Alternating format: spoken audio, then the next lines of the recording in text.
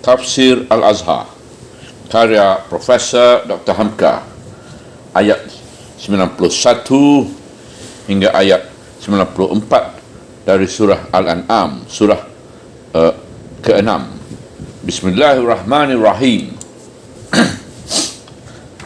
وَمَا قَدَرُوا اللَّهَ حَقَّ قَدْرِهِ إِذْ قَالُوا مَا أَنزَلَ اللَّهُ عَلَى بَشَرٍ مِّن شَيْءٍ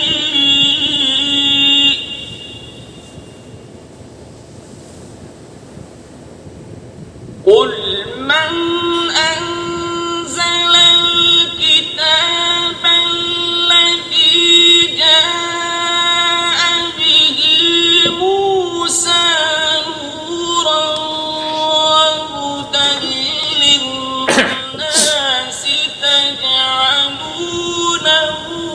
قَرَاطِيسَ تُبْدُونَهَا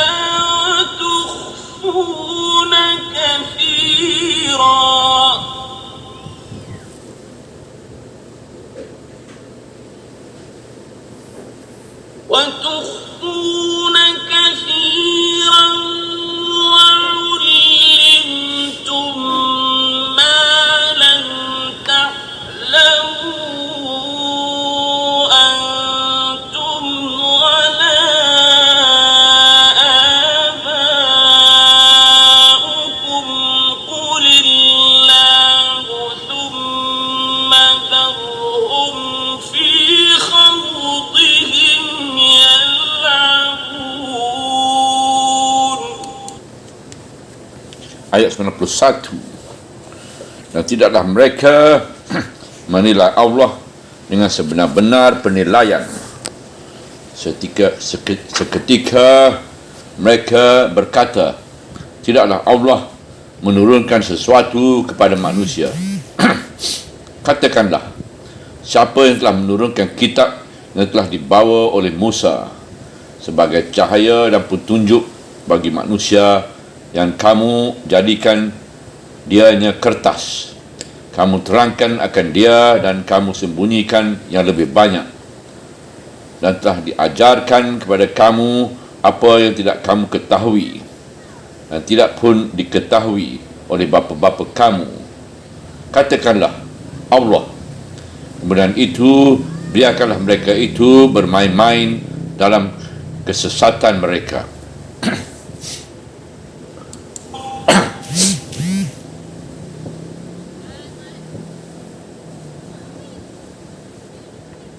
وَهَذَا كِتَابٌ أَنزَلْنَاهُ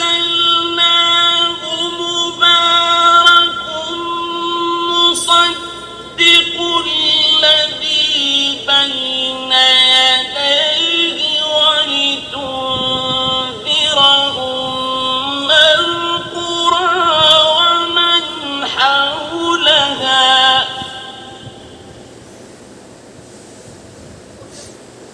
وَالَّذِينَ يُؤْمِنُونَ بِالْآخِرَةِ يُؤْمِنُونَ بِهِ وَهُمْ عَلَى صَلَاتِهِمْ يُحَافِظُونَ. Ayat 92.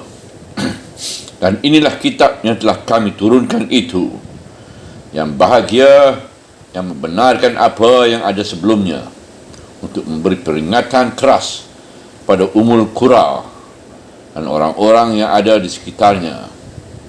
Dan orang-orang yang beriman dengan akhirat akan beriman dengan dia, dan mereka itu terhadap kepada sembahyang mereka adalah memelihara.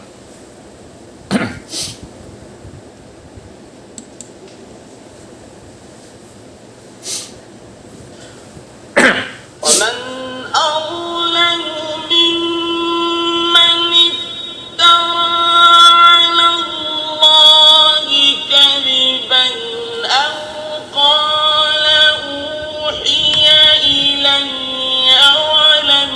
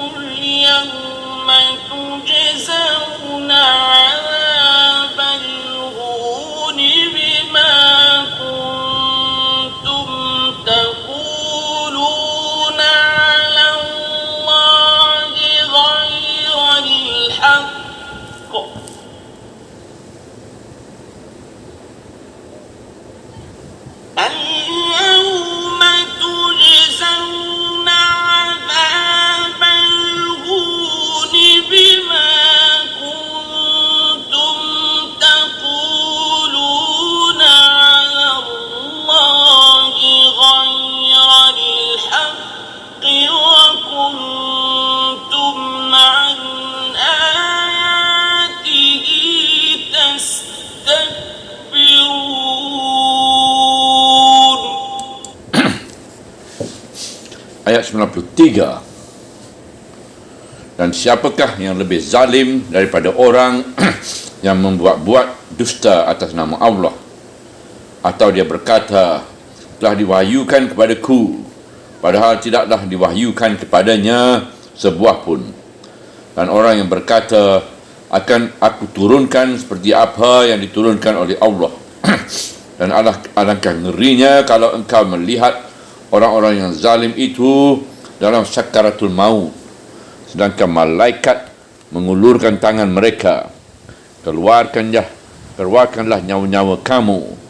Di hari inilah kamu akan dibalas dengan azab yang hina dari sebab apa yang telah pernah kamu katakan atas nama Allah, hal yang tidak benar, dan adalah kamu dari ayat-ayatnya berlaku bohong, berlaku sombong.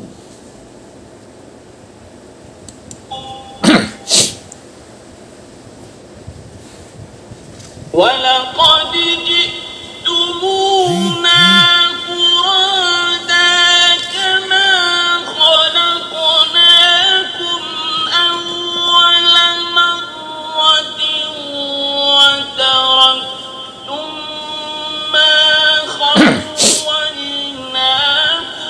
وَرَاءَ ظُهُورِكُمْ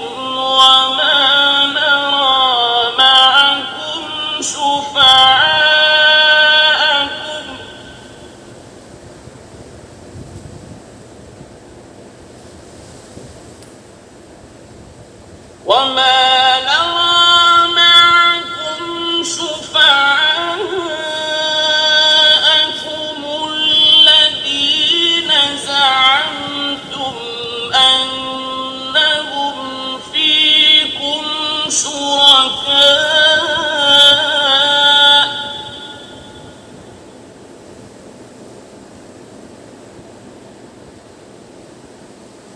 لَقَدْ تَقَطَّعَ بَيْنَكُمْ وَضَلَّ عَنكُم مَّا كُنتُمْ تَزْعُمُونَ.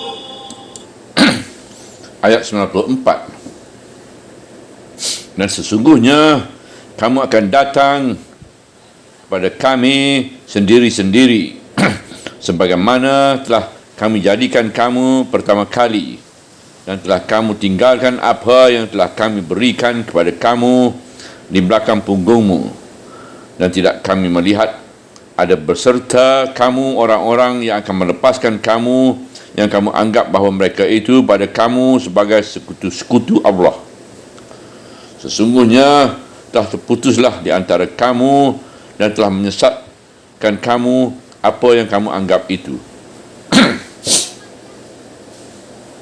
Memungkiri nubuat.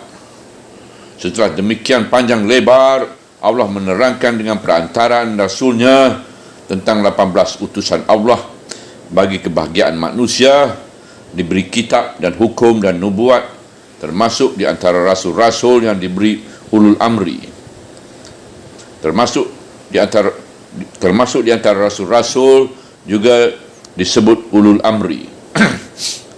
Puncak kerasulan iaitu Nuh, Ibrahim dan Musa dan Isa, yang bekas wahyu yang mereka bawa itu telah berpengaruh membentuk kemanusiaan. Namun demikian masih ada manusia yang menolak sama sekali akan adanya wahyu itu. Mereka percaya memang Allah ada, tetapi bahawa Allah menurunkan wahyu, mereka tidak mau percaya. Dan tidaklah mereka menilai Allah dengan sebenar-benar penilaian. Seketika mereka berkata, tidaklah Allah menurunkan sesuatu kepada manusia. Pangkal ayat 91. Bahawa Allah itu ada, mereka percaya. Tetapi bahawa manusia menerima wahyu, mereka tidak dapat menerima. Kata mereka, Tuhan itu telah memberi kita akal. Malah dengan akal itu sendiri, kita sudah dapat memperbedakan yang baik dengan yang buruk, yang patut dan yang tak patut. Guna apa wahyu lagi? Maka ayat ini telah menegaskan bahawa orang yang berpendapat demikian meskipun mereka mempercayai adanya Allah dan mengakui pula bahawa akal kita itu adalah pemberian Allah. Cukup dengan akal saja buat menimbulkan kepercayaan bahawa Allah memang ada. Rupanya orang ini belumlah sempurna perjalanan akalnya buat menilai Allah dengan nilai yang sebenarnya. Belum mencapai rasa penghargaan kepada ilahi dengan akalnya itu, sehingga penilaiannya kepada Allah belum sempurna. Kerana kalau mereka percaya kepada Allah dan percaya pula bahawa manusia diberi akal, nescaya akan sampailah perbincangan kepada akal itu sendiri. Nescaya mereka harus percaya bahawa manusia ini ada yang lebih sempurna akalnya, tinggi kecerdasannya, pintar melebihi yang lain, didapatnya hal yang tidak didapati oleh orang lain, dan ada manusia yang sontok akalnya, yang kurang mutunya, yang goblok meskipun dia manusia juga. Tetapi harus dikaji mengapa ada yang terlebih dan ada yang terkurang. Kalau tadi sudah percaya adanya Allah, nescaya akan sampailah kepada kesimpulan bahawa memang anugerah akal itu diberikan Allah berlebih berkurang di antara manusia. Maka kalau sudah diakui ada yang berlebih, mengapa tidak langsung dipercayai bahawa ada manusia yang dilahirkan lagi, dipilih dan diangkat buat menerima wahyu dari Allah, buat sampaikan kepada manusia yang lain.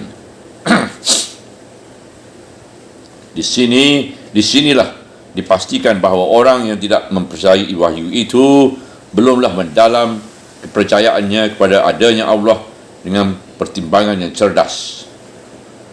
Kalau mereka tidak percaya ada wahyu, mestinya mereka tidak percaya bahawa akal itu sendiri adalah anugerah Allah.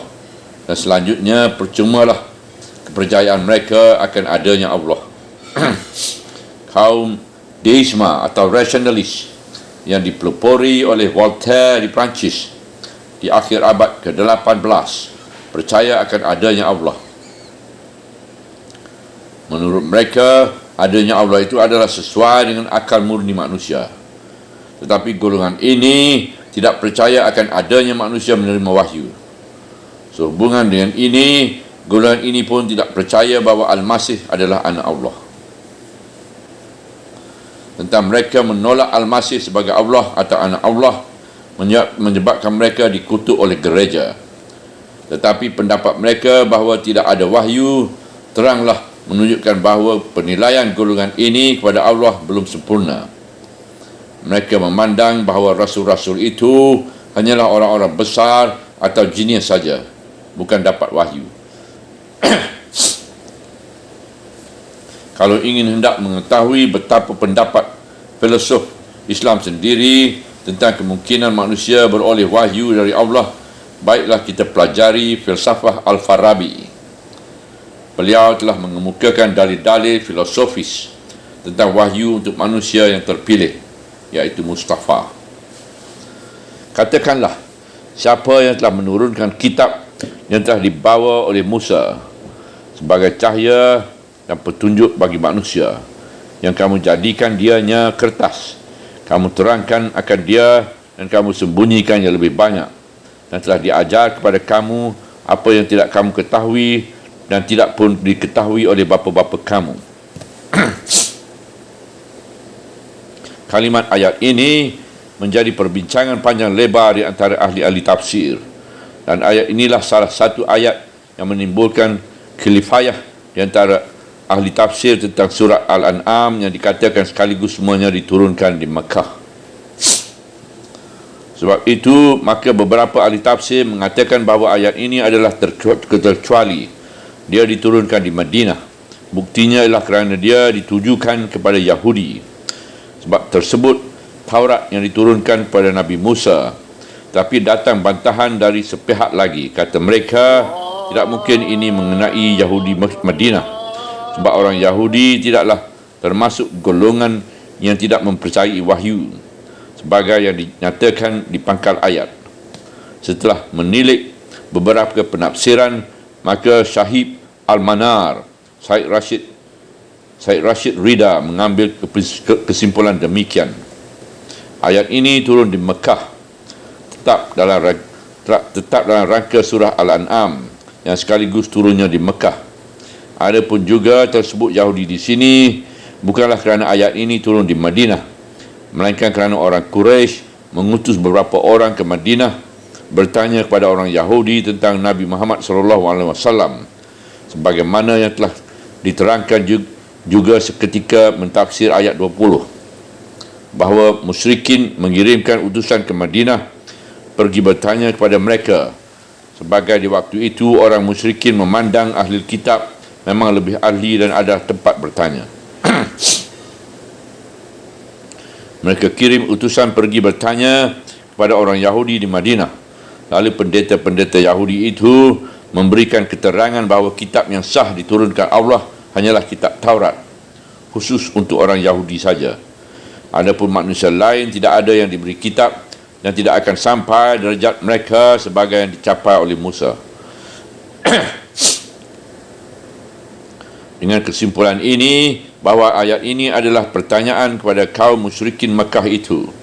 Pada pokoknya mereka tidak percaya bahawa Muhammad menerima wahyu dari Allah, tetapi mereka percaya bahawa Musa menerima Taurat, kerana mereka telah mendapat keterangan dari orang Yahudi di Madinah. Di sinilah datang tempelat kepada mereka, kaum musyrikin yang tidak percaya akan wahyu itu, sebab mereka rupanya belumlah menilai Allah dengan sebenar-benarnya penilaian.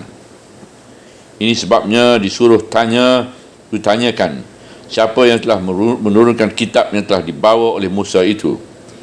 Kalau kamu percaya bahawa yang menurunkan kepada Musa itu ialah Allah, mengapa kamu tidak percaya bahawa Allah itu juga yang menurunkannya kepada Muhammad?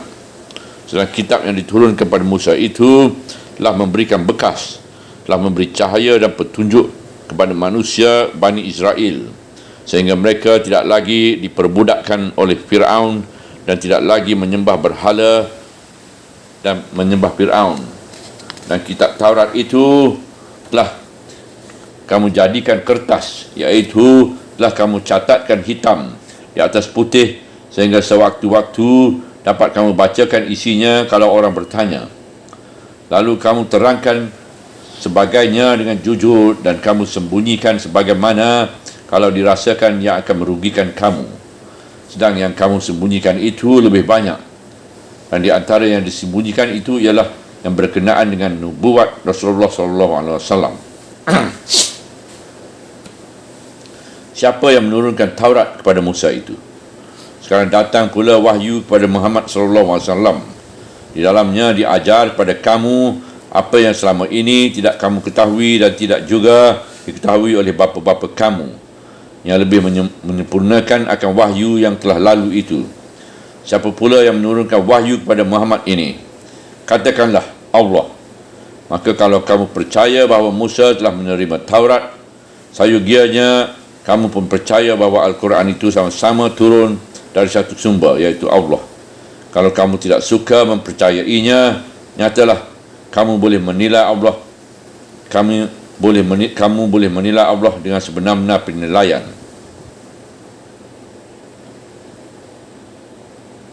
Kemudian itu, biarkanlah mereka itu bermain-main dalam kesesatan mereka. Ujung ayat 91.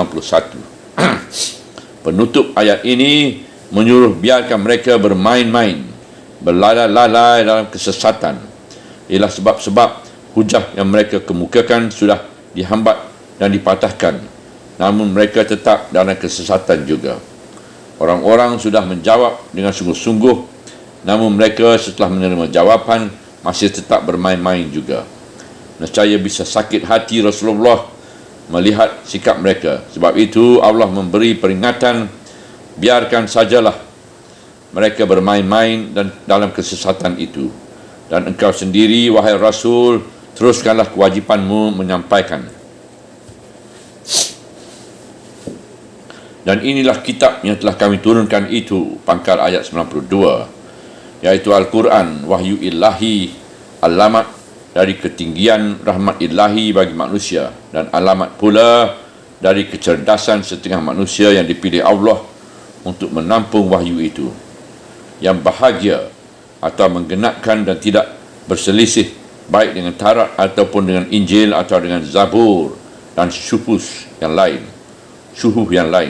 Sebab semuanya itu datang dari satu sumber, iaitu dari Allah, untuk memberi peringatan keras kepada Umul Qura dan orang-orang yang ada di sekitarnya. Umul Qura artinya ialah ibu negeri-negeri, iaitu nama yang disebutkan untuk kota Makkah sejak zaman dahulu. Dia telah menjadi ibu negeri, pusat peribadatan sejak zaman Ibrahim dan telah berkumpul orang naik haji ke sana tiap-tiap tahun, sehingga telah menjadi ibu negeri walaupun di zaman jahiliah. Dan setelah Islam tersebar di permukaan bumi ini, sekarang tetaplah Mekah menjadi Ummul Qura, memakai nama itu juga, sebab segala karya atau desa atau kota atau mana saja pun negeri orang yang percaya berkiblat ke sana. Adapun yang bermaksud dengan orang-orang yang di sekitarnya, menurut tafsir Ibn Abbas, ialah manusia di seluruh bumi ini. Dan orang-orang yang beriman dengan akhirat akan beriman dengan dia. Dan mereka itu terhadap kepada sembahyang adalah memelihara. Hujung ayat 92. Sebagai hasil dan akibat daripada iman kepada Al-Quran, orang tidak lagi akan mengiya-iyakan atau melalaikan, apalagi meninggalkan sembahyang. Sebab dengan mempelajari Al-Quran itu, dia sudah tahu bahawa kita hidup, akan mati dan kelak akan dihadapkan ke hadapan sidang majlis perhitungan amal di hadapan Allah. Mengingat hal yang demikian, dipeliharakanlah sembahyang dari sekarang. Laksana seorang yang telah diberi waktu dan diizinkan akan menghadap raja atau kepala negara, dan jauh-jauh hari telah menyiapkan diri, pakaian, sopan santun, etiket dan menjadi protokol, sehingga tidak kaku dan kacau berhadapan dengan beliau. Maka lebih daripada itulah perasaan hati orang yang beriman lantaran mempelajari Al-Quran, sebab masa pertemuan dengan Allah itu pasti datangnya dan telah dekat masanya. Dan sembahyang itu adalah kepala dari ibadat, pokok dari iman, pelancar dari amal, penguat dari batin, penahan jatuh di kala lemah, penyebab hilangnya rasa kesepian seketika terasing sendirian. Dan dengan sebab sembahyang sekurangnya 5 kali sehari semalam itu, jiwa pun tidak putus daripada niat akan selalu berbuat baik, selalu menjauhi yang buruk dan menegakkan amal yang baik. Selesai yang lama, mulai yang baru, sehingga ketika panggilan maut datang, didapati tidak sedang menganggur. Dan siapakah yang lebih zalim daripada orang yang membuat dusta atas nama Allah, atau dia berkata, telah diwahyukan kepadaku, padahal tidaklah diwahyukan kepadanya sebuah pun. Pangkal ayat 93.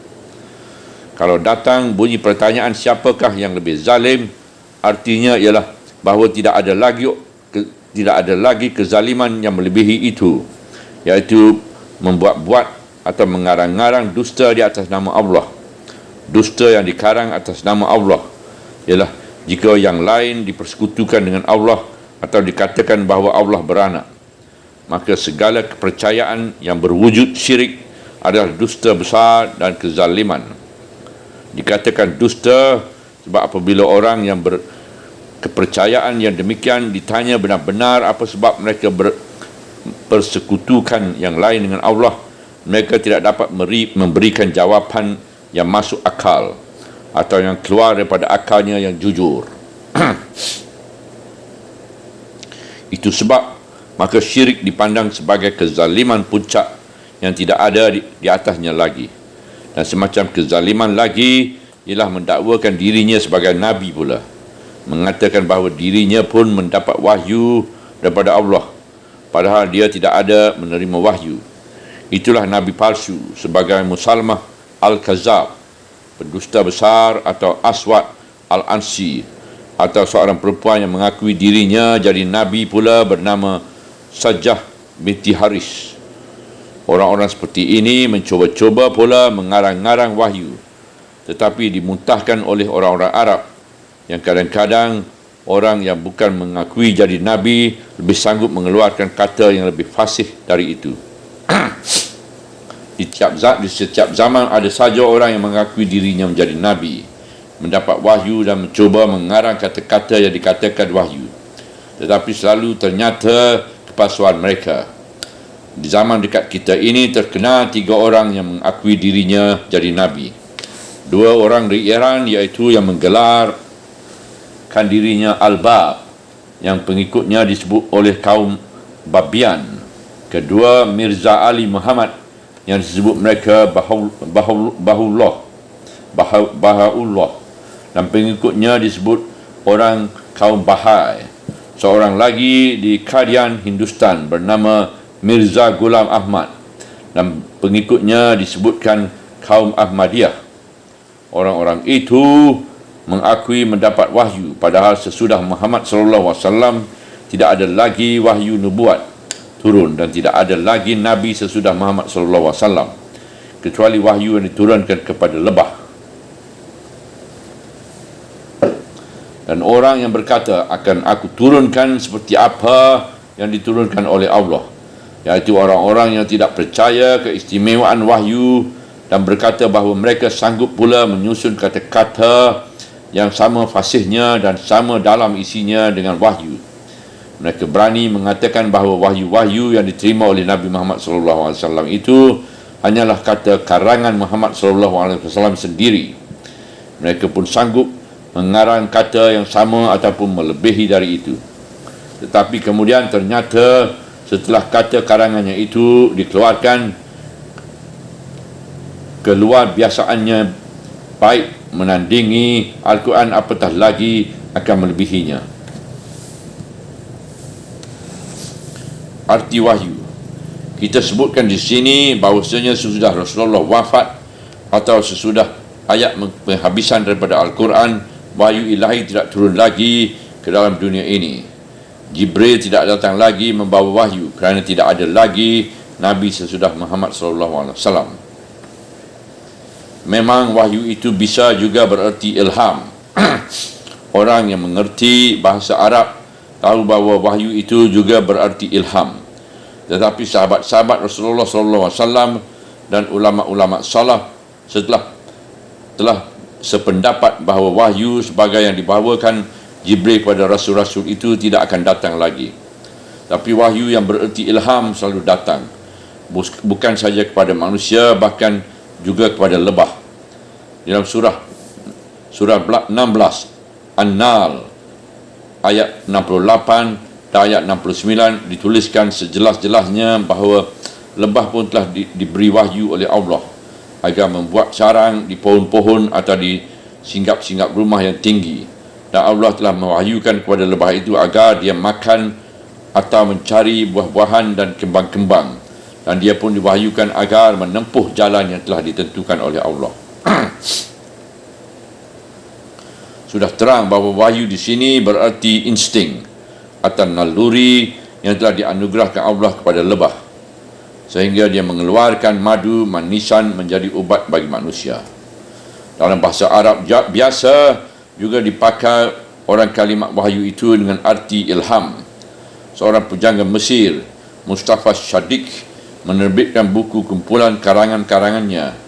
Diberi nama Wahyul Kalam, Wahyu Pena, dan penulis lain Ahmad Hasan Zayat mengeluarkan buku kumpulan karangan-karangannya yang dikumpulkan dalam buku yang bernama Wahyu Risalah, iaitu Wahyu Risalah, kerana karangan-karangannya yang dikumpulkan dalam buku itu pernah dimuat dalam majalah.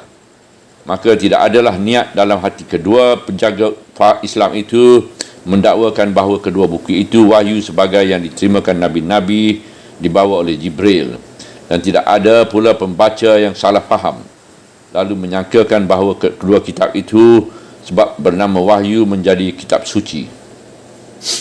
Oleh sebab itu, maka kalau ada wahyu sesudah Nabi Muhammad SAW, sudah terang artinya hanya salah satu dari dua.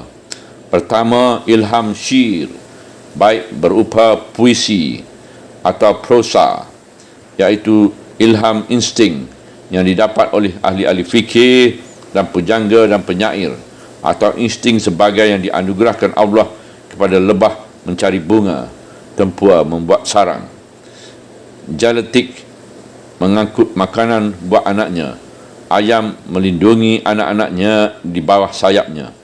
Sebab itu, maka kalau ada orang mendakwakan dirinya mendapat wahyu serupa yang diterimakan oleh rasul-rasul dan nabi-nabi yang dibawa oleh Jibril, lalu dia mengatakan pula bahawa dirinya nabi atau rasul, jelaslah bahawa orang itu nabi palsu atau rasul palsu.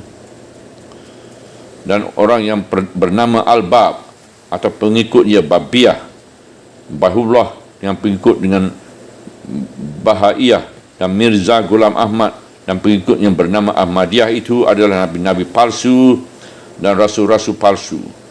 Kalau hendak dikatakan wahyu juga, tidak lebih daripada ilham, yang mungkin juga ilham syaitan atau wahyu serupa yang diberikan kepada lebah. Dan tidak ada kezaliman atau anyaya atau penggelapan yang lebih jahat daripada itu. Itulah 3 macam puncak kezaliman yang tidak ada zalim di atas itu lagi. Dan alangkah ngerinya kalau engkau melihat orang-orang yang zalim itu dalam sakratul maut, sedangkan malaikat menghulurkan tangan mereka, keluarkan nyawa-nyawa kamu. Dalam ayat disebut gamaratul maut, yang dalam bahasa kita dapat diartikan orang yang telah berada dalam suasana huru-hara maut, ketika nyawa akan lepas dari badan, resah dan gelisah sebab maut sedang terbayang di hadapan mata. Badan sudah terhampar menunggu ajal yang sudah pasti. Hanya badan yang telah lemah, namun fikiran memanjar dan berfikir, memikirkan dosa yang telah lalu dan hari depan yang gelap. Hati enggan bercerai dari dunia dan takut akan berhadapan dengan Allah. Dosa sudah terlalu banyak, terutama kerana kezaliman berbagai macam.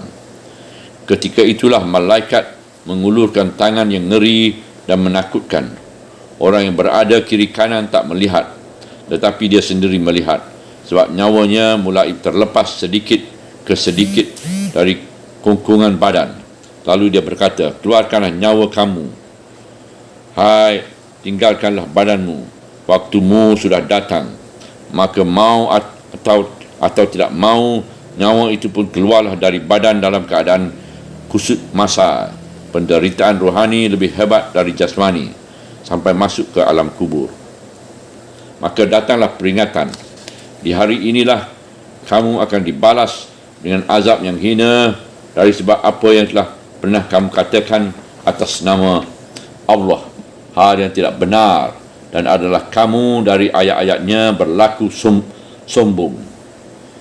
Ujung ayat 93. Menurut setengah ahli tafsir, ancaman ini ialah di waktu mereka masuk alam kubur, dan kata setengahnya pula lagi, ancaman atas azab yang akan diterimanya ini di akhirat. Semua dosa ini berasal dari kesombongan belaka. Orang yang membuat-buat dan mengarang karangan di atas nama Allah suatu kedustaan adalah sombong seketika mereka menolak kebenaran yang disampaikan kepada mereka. Orang yang mengakui mendapat wahyu pula, padahal bukan wahyu, adalah sombong kerana hendak menjadi Rasul SAW lalu membuat dosa. Orang yang mengatakan bahawa dia pun sanggup menyusun kata menyamai wahyu itu pun adalah sombong kerana hendak menyamai Allah. Buat semuanya adalah azab yang hina dan pedih dari sebab kesombongan mereka, kerana mereka tidak mau menerima kebenaran ayat-ayat Allah. Demikian juga kezaliman dan kesombongan yang lain.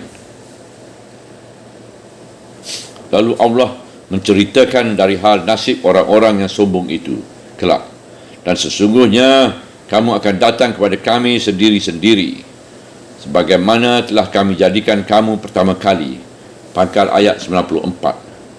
Sebagaimana di waktu kamu dilahirkan ke dunia dahulu, datang sendiri, tidak berteman, tidak berharta dan tidak mempunyai apa-apa, lahir telanjang, mati pun hanya dengan dibalut kain kafan yang akan hancur bersama badan di dalam kubur. dan telah kamu tinggalkan apa yang telah kami berikan kepada kamu di belakang punggungmu. Tidak ada harta yang dibawa mati, tak ada emas dan perak, rumah dan pakaian, semuanya telah kamu tinggalkan di belakang kamu. Harta benda kamu kumpulkan hanyalah untuk waris. Gedung-gedung kita bangunkan untuk diruntuhkan oleh masa. Satu puisi.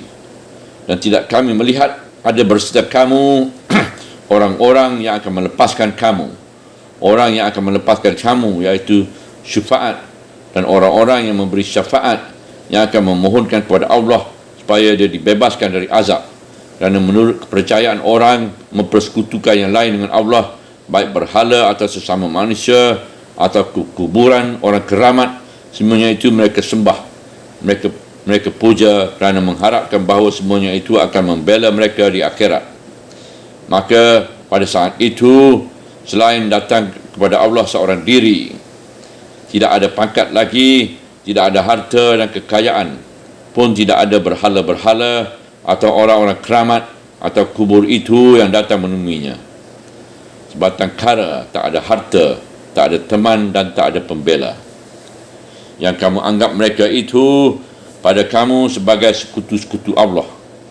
Artinya bahawa kamu masih tetap mengakui bahawa Allah Ta'ala itu memang ada dan memang esa, dan hanya Dia sendiri yang menciptakan alam ini.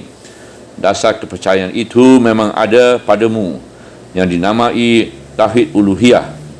Tetapi setelah akan memohonkan apa-apa, kamu tidak langsung memohon kepadanya lagi, tetapi kepada yang lain, atau meminta tolong kepada yang lain itu supaya menyampaikan kepada Allah. Sebab itu meskipun kamu mengakui Dia yang menciptakan alam, lalu kamu campur aduk dengan yang lain, kamu tidak mempunyai tauhid rububiyah.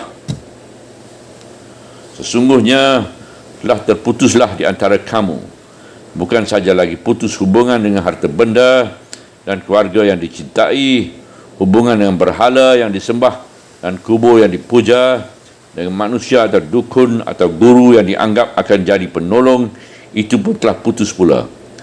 Melenggung ke kiri kanan, mereka tak ada, kerana mereka pun hanya makhluk sebagai kamu juga, dan telah menyesatkan kamu apa yang kamu anggap itu. Ujung ayat 94. Nyatalah bahawa bertuhan dan memuja yang lain itu menyesatkan diri sendiri. Dalam ayat ini kita sudah diberi ingat bahawa kita akan datang kepada Allah langsung sendiri-sendiri. Kalau ayat ini difikir secara ilmu jiwa moden, nampaklah oleh kita bagaimana kehendak Allah atas diri kita. Allah ingin kita bebas bertubuh sendiri, tidak berlindung kepada orang yang lain, tidak takut kepada yang lain. Asal kita sudah tahu bahawa dalam perjalanan sendiri, tidak berlindung kepada orang lain, tidak takut pada yang lain.